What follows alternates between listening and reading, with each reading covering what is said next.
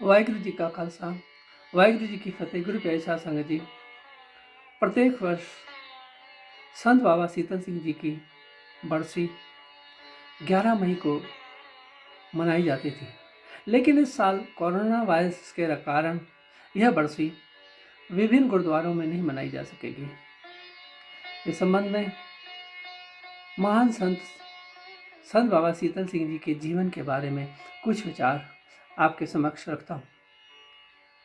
संत जी का जन्म सन 1927 में पाकिस्तान के सखर रोडी कस्बे में हुआ, जो कि सिंध प्रांत में आता है। आपके पिताजी का नाम संत मिलाप सिंह जी और माताजी का नाम सदोरी देवी था। आपके 2 भाई व एक बहन थी।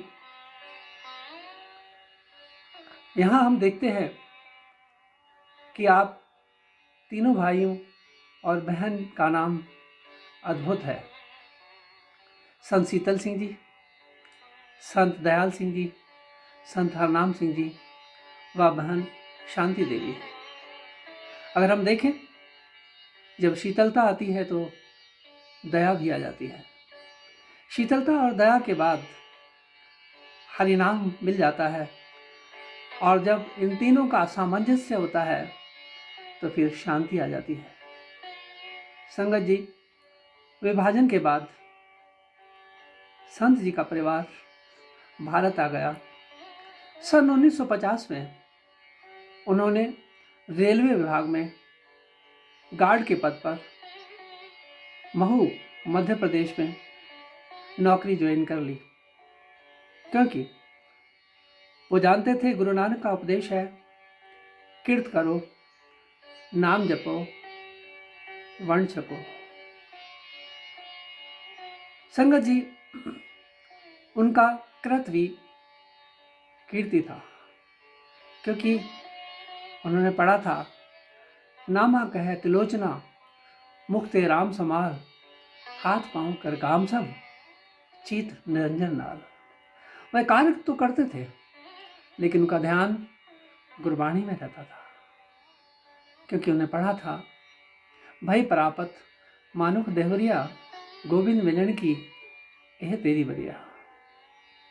वो जानते थे कि मनुष्य जीवन एक अवसर है।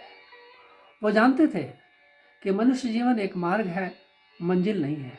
वो जानते थे कि मनुष्य जीवन एक प्रक्रिया है, और इस प्रक्रिया से जो सही ढंग से निकल जाते हैं उनको मंजिल मिल जाती है, और जो इस जीवन की प्रक्रिया से सही ढंग से नहीं निकलते वो भटक जाते हैं। उनको भटकना नहीं था, उनको मंजिल की प्राप्ति की चाह थी। इसलिए वो कहने लगे, चिंता ताकि कीजिए जो अनहोनी होए, ए हमारे संसार को नानक थिर नहीं कोए। हम सब चिंता करते हैं, पर संत जी चिंता नहीं करते थे, वो चिंतन करते थे। वो चिंतन करते थे कि मैं परमात्मा के योग्य कैसे बनूं। वो चिंतन करते थे कि मैं परमात्मा की पूजा अर्चना कैसे कर सकूं। वो चिंतन करते थे कि मैं अपने भीतर परमात्मा के बैठने के लिए सिंहासन तैयार कर सकूं। उस सिंहासन की तैयारी में थे संगत जी, और एक अद्भुत घटना घटित हो गई। एक दिन जब अपनी ड्यूटी पर जा रहे थे, उनको रतलाम ट्रेन लेके जानी थी, अचानक उन्होंने गुरबाणी सुनी, और जहाँ से गुरबाणी का पाठ आ रहा था उस ओर चलना शुरू कर दिया, और उस स्थान पर पहुँच गए। पहुँचकर वाणी में इतने लीन हुए कि वो अपनी ड्यूटी पर ना जा सके। संगत जी, दूसरे दिन जब स्टेशन पर गए और उन्होंने पिछले दिन की लीव एप्लीकेशन लिख के स्टेशन मास्टर को दी और कहा, मास्टर जी, ये मेरी लीव एप्लीकेशन लीजिए, कल मैं नहीं आ सका था। संगत जी, स्टेशन मास्टर आश्चर्यचकित रह गया। कहने लगे, संत जी, जीवन में आप पहली बार इस प्रकार की मजाक क्यों कर रहे हैं? कल आप आए थे। संत जी कहने लगे, मास्टर जी, कल मैं नहीं आया था।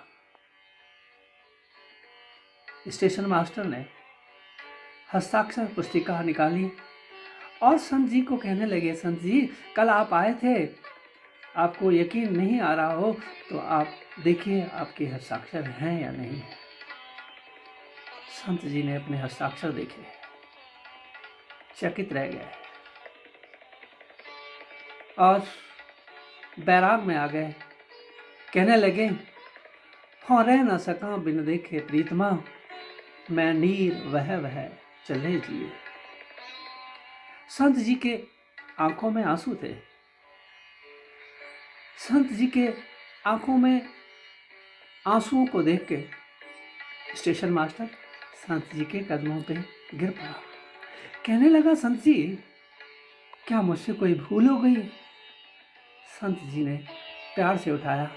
कहने लगा, मास्टर जी, भूल आपसे नहीं हुई है। आप इन आंसुओं को देख के ये मत समझो कि आपने कुछ गलती की है। ये आंसू उस परमात्मा के प्रेम के हैं, ये आंसू बैराग के हैं, ये आंसू तड़प के हैं। स्टेशन मास्टर उठा और संत जी की महिमा गायन करने लगा। संतन की महिमा कौन बखानो, महिमा साधु संग की सुनो मेरे मीता। संत जी के साथ ये ऐसी घटना घटित हुई जिसने संत जी के जीवन को और भी बदल दिया।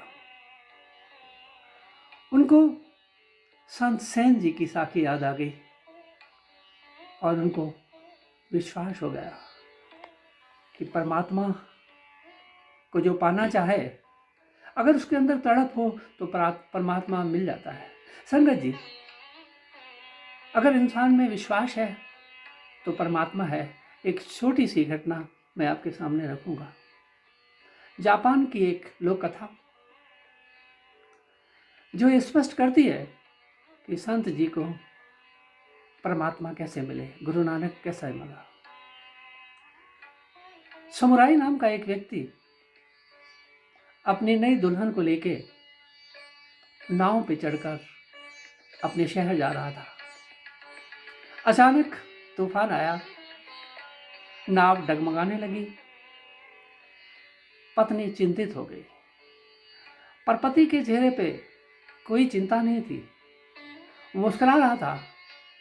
इतने में पत्नी कहती है कि आपको डर नहीं लग रहा? आपको मृत्यु का जरा भी डर नहीं?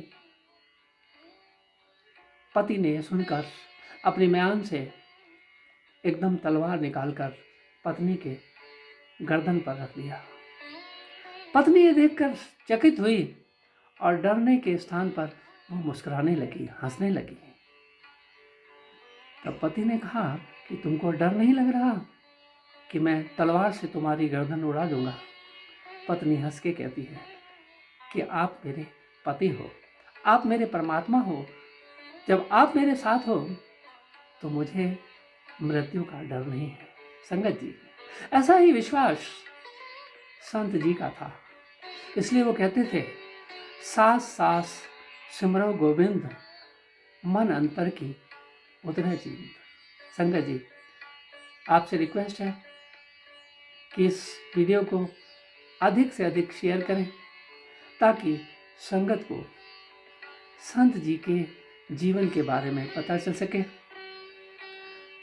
मैं अगले वीडियो में संत जी के रहस्यमय घटनाओं को आपके सामने रखने की कोशिश करूँगा। वाहिगुरु जी का खालसा, वाहिगुरु जी की फतेह।